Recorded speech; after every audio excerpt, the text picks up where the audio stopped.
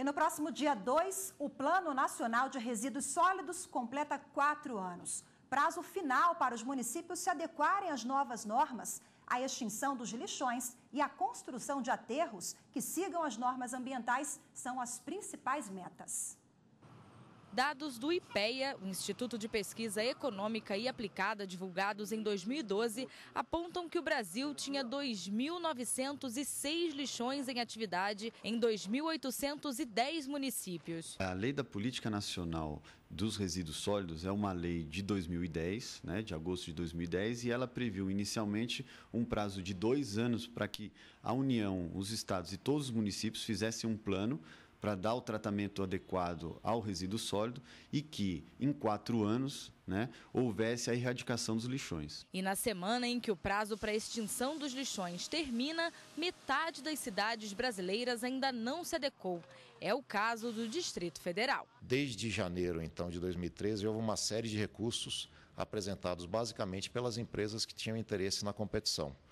Entre a apresentação de recursos, resposta aos recursos e novas liberações, seja pelo Tribunal de Justiça, seja pelo TCDF, a gente perdeu praticamente todo o ano de 2013 e início de 2014. Hoje, todo o lixo produzido pelo Distrito Federal vai para o aterro do Jockey, na cidade Estrutural. O lixão da Estrutural tem 10 quilômetros quadrados de área e recebe por dia 2.700 toneladas de resíduos. Essa área só vai ser desativada depois que o aterro sanitário de Samambaia, que está sendo construído a 25 quilômetros do centro da capital, ficar pronto.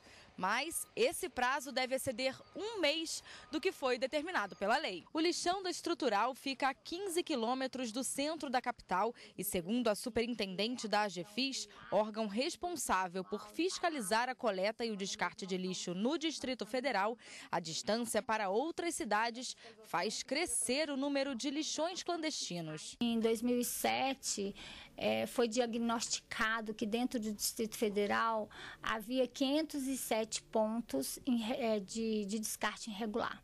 Porém, hoje, em 2014, nós estamos fazendo esse mapeamento e nós já sabemos que já superou esses valores, esse diagnóstico de 2007. 1.800 famílias vivem do que retiram do lixão da Estrutural. Francisco Bernardino trabalha aqui há 22 anos e está apreensivo com o fechamento do lixão. Rapaz, para mim acho que é muito crítico, assim, pessoalmente para mim é muito crítico, entendeu? De que eu vou viver?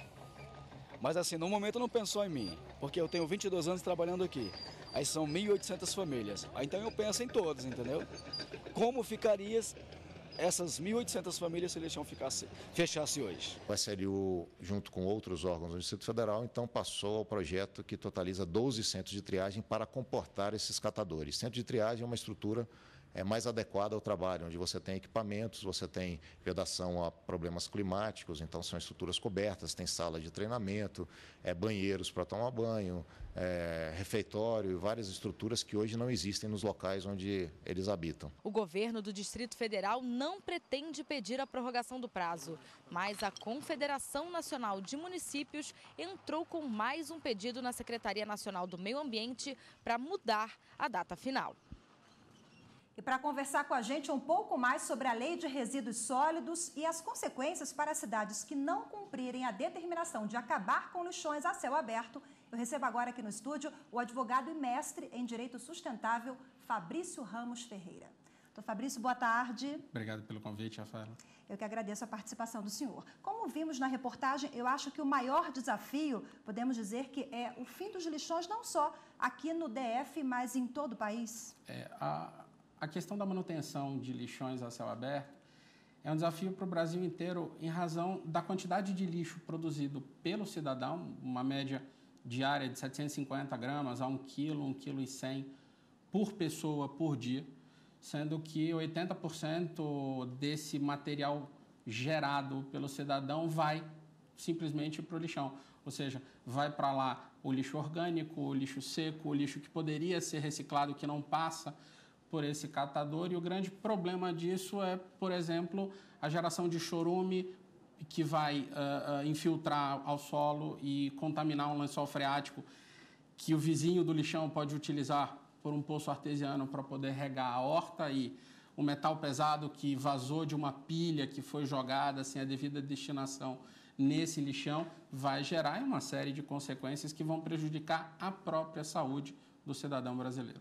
Agora, o prazo está acabando, semana que vem completa 4 anos, né, em que essa lei foi implantada e, consequentemente, a Política Nacional de Resíduos Sólidos. E aí? Aquele município, aquele estado que não se adequou, quais são as sanções previstas e o que ele precisa fazer para se adequar à lei? Bem, para se adequar à lei, ele vai precisar fazer efetivamente o plano estadual ou municipal, dependendo de que ente nós estamos tratando, mas ele precisa elaborar esse plano de gestão integrada de resíduos sólidos, preferencialmente em cooperação com outros municípios, fazendo uma micro-região, uma macro-região, para poder gerenciar a gestão desse resíduo. Para que eu vou fazer uma usina em um determinado município, se a 15, 20 quilômetros eu vou criar uma outra usina? Uma com uma capacidade maior, é menos recurso ambiental utilizado e mais eficiência dentro do sistema. A sanção para o município, ele vai ser impedido de obter recursos da União que seriam destinados à gestão de resíduos sólidos, ao saneamento dessa região. Então, essa é um impedimento para o município. Essa seria a grande sanção que ele vai ter. Mas eu acho que, para além disso, a gente deveria pensar na sanção para o cidadão. É o cidadão que, em última análise, ou somos nós, em última análise, que vamos acabar sofrendo com o retardamento dessa gestão desse resíduo sólido que é destinado ao lixão. O que a gente precisa compreender quando se diz a Lei de Resíduos Sólidos determinou a criação de um aterro sanitário. Qual a diferença entre um aterro sanitário e um lixão? O lixão vai o lixo, como eu disse há pouco, sem tratamento algum. No aterro sanitário vai o que não pode ser tratado. A ideia é eu não produzir lixo. Dá um exemplo para a gente entender essa diferença. A ideia é eu produzir eu não produzir lixo. Se eu produzia lixo, eu produzi menos lixo.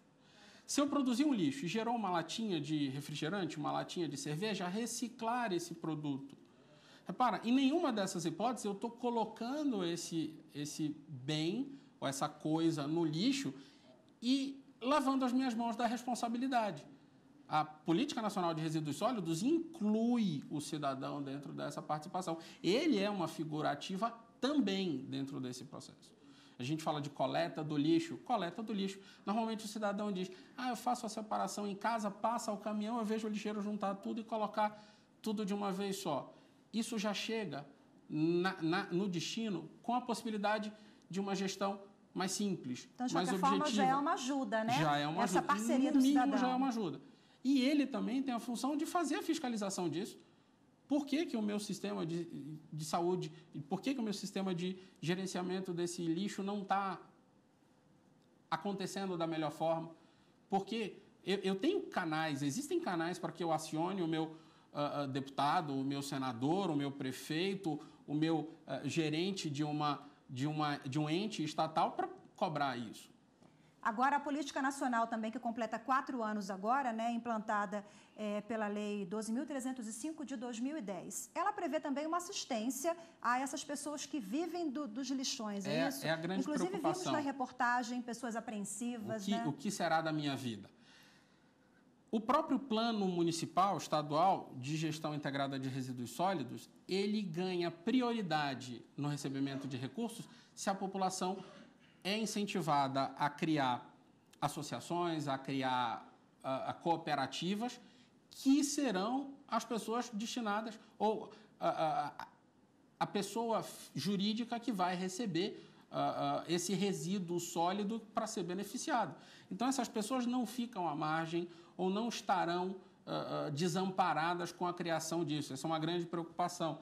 Elas estão inseridas dentro desse projeto, receberão capacitação e será tratada de uma forma diferenciada, de tal sorte que uma pessoa não vai procurar ali o alimento dela durante o dia ou, catando na busca de uma latinha de refrigerante ou de cerveja, corte a mão com um pedaço de vidro que foi mal acondicionado, gerando para ela um problema de saúde muito maior. Consequentemente, toda a sequência de problemas na rede pública de saúde, enfim, a sequência é infinita.